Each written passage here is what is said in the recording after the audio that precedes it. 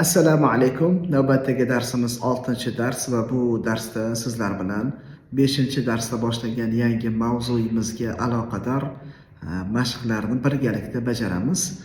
Xo'p, demak,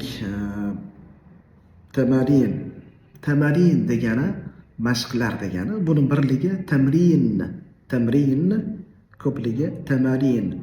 Xo'p, shartida aytilyaptiki, iqra vaktub ma'a dabti awakhiril kalimat.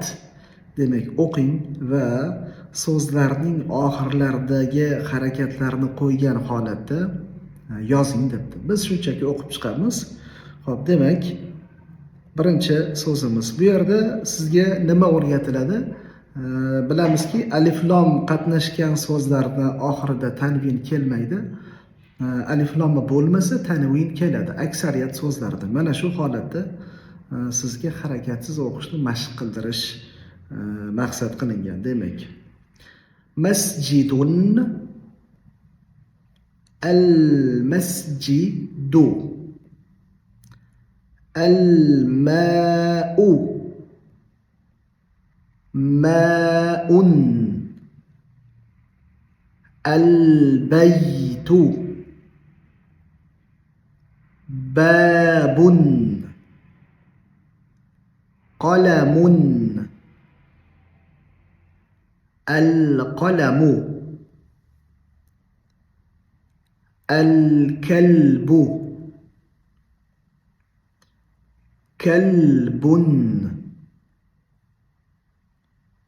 qamisun,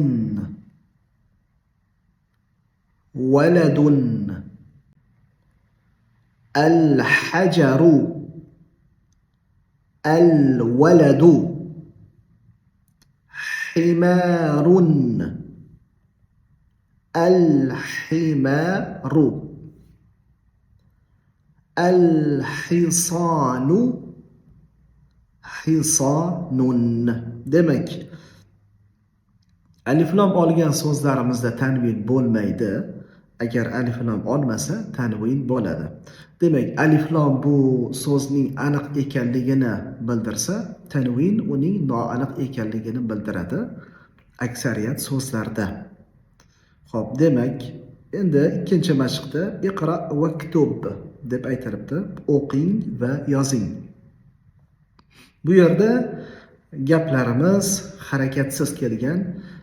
Biz aytganmiz, harakatsiz o'qish uchun siz o'sha so'zning tarjimasini bilishingiz kerak va shu so'z qatnashgan gap doirasidagi grammatik qoidalarni bilishingiz kerak. Demak, biz mana bu so'zlarni yodlaganmiz va ikkita so'zdan tashkil topgan gaplarni biz bemalol tuza olamiz. Ya'ni bittasi mubtada, ikkinchisi xabar ekanligini bilamiz.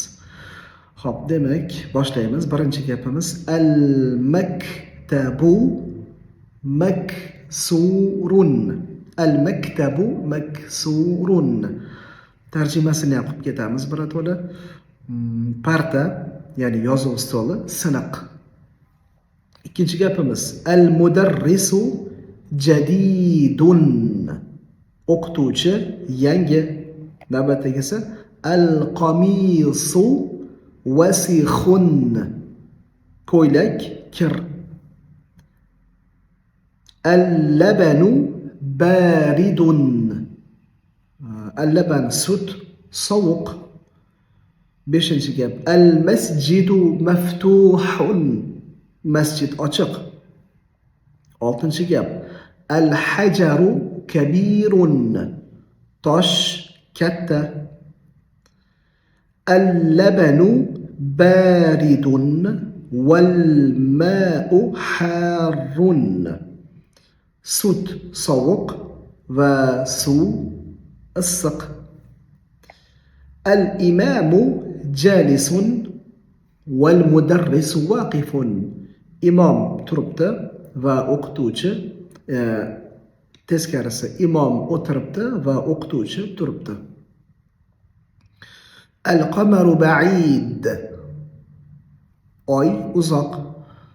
Oxirini ba'idun deb o'qisangiz ham bo'ladi, ba'id deb to'xtatsangiz ham bo'ladi. Ikkalasi ham to'g'ri. Qaysi biri ko'proq ishlatiladi desa, harakatni sukun qilib to'xtatganingiz, ya'ni ba'id. Biz tanvin bilan o'qiyotganligimiz sababi bu yerda tanvin bor ekanligiga sizni e'tiboringizni tortish maqsadida. Al-mindilu nazif. Al-mindilu nazif demak, dastro'molcha toza. Navbatdagi mashqimizda imla'il faragh fima yali بوضع الكلمة المناسبة من الكلمات التالية. Demek bo'sh o'rinlarni deyapti. Quyida kelgan so'zlardan munosib so'zni qo'yish bilan to'ldiring. Demak, mana bu nuqtalarga yuqoridagi so'zlardan mos keladiganini qo'yishimiz kerak. Biz bu yerda nimaga e'tibor beramiz deyilsa, o'zi aslida son jihatidan ham, jins jihatidan ham va ma'no jihatidan ham e'tibor berishimiz kerak. Ammo biz hali jins masalasini ko'rib chiqmadik darslarimizda va hali son mavzusiga ham kirish qilmadik. Shu sababli biz faqatgina ma'nosiga qaraymiz. Chunki boshqa har qanday talablar mos keladi. Ya'ni nima demoqchiman?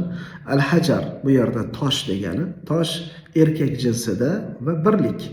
Va yuqoridagi 6 ta so'zning hammasi erkak jinsida va birlik. Lekin ma'nosi to'g'ri kelmaydi. Shu sababdan biz faqat ma'nosiga ko'ra tanlab olamiz. Tosh demak yuqoridagi so'zlar jamilun chiroyli, wasix kir, maftuh ochiq, har issiq, thaqil og'ir, xafif yengil. Toshga qaysi bir to'g'ri keladi? Thaqil to'g'ri keladi. Al-hajaru thaqil, tosh og'ir. Keyingisi al-babu eshik qaysi bo'ladi? Maftuh, eshik ochiq. Keyingisi al-qamaru oy, oy chiroyli bo'ladi. Al-qamaru jamil. Keyingisi al-varaq, varaq yoki barg yengil bo'ladi. Xafif. Keyingisi al-mindilu dastro'molcha, wasix kir. Navbatdagisi al-labanu sut, harun. Al-labanu harun. Demak, navbatdagi mashqimizga o'tamiz. Navbatdagi mashqimizda nima deyilyapti? Imla'il faragh fima yali biwad'i kalimatil munasiba. Demak, bu yerda ham bo'sh o'rinlarga munosib so'zni qo'yish bilan bo'sh o'rinlarni to'ldiring. Ya'ni quyida kelgan bo'sh o'rinlarni munosib so'zlar bilan to'ldiring. Demak, bu yerda biz so'zni o'zimiz topishimiz kerak ma'nosiga ko'ra. Birinchisi nazifun, toza. Nima toza bo'ladi? Har narsa toza bo'lishi mumkin, lekin bu yerga eng biz yodlagan so'zlarimizdan mos keladigani dastro'molcha yoki ko'ylak deylik. Al-qamisu nazifun. Ko'ylakka alif lam qo'yish yoki qo'ymaslikda ko'pchilik adashadi. Balki mendan oldin aytishga ulgurgan ba'zi orangizdagi o'quvchilar ham qamisun deb aytgan bo'lishi mumkin. Ammo bu xato bo'ladi, chunki gapning egasi doim aniq bo'lishi kerak. Al-qamisu nazifun. Agar alif lam qo'ymasak qanaqa ma'no chiqadi desa, gap emas, so'z birikmasi bo'lib qoladi. Ya'ni toza ko'ylak bo'ladi. Ko'ylak toza emas, balki toza ko'ylak. U gap emas. Keyingisi maksurun, siniq. Demak, biz aytishimiz mumkin, yozuv stolini deylik, al-maktabu maksurun yoki al-qalamu maksurun. Keyingisi baridun, sovuq. Suv sovuq deb aytaylik-da.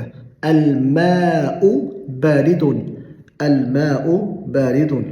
Navbatdagisi qarib, yaqin, yaqin. Aytaylik, uy yaqin. Al-baytu qarib.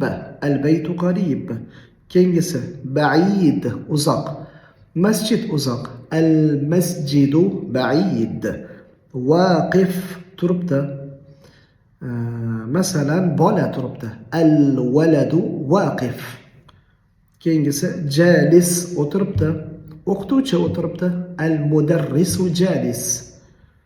Keyingisi kabir, katta. Masalan aytishimiz mumkin, kitob katta. Al-kitabu kabir. Qadim, eski. Demak aytishimiz mumkin, kravat eski. As-sariru qadimun. Va oxirgisi jadid, yangi. Masalan ruchka yangi. Al-qalamu jadidun. Va pastida al-kalimatul jadida, yangi so'zlar. Al-qamaru oy, nazifun toza, nazif, kabirun katta, xafifun yengil, jadidun yangi, harrun issiq, maftuhun ochiq, jamilun chiroyli, qadimun eski, baridun sovuq, maksurun siniq, vaqifun turibdi, vasix kir, sag'ir kichkina, thaqil og'ir, jalis o'tiribdi. Va bundan keyingi darsimizda endi ayni shu mavzu, ammo endi shamsiy harflar ishtirokidagi gaplarga va so'zlarga murojaat qilingan dars bo'ladi. Salomat bo'ling.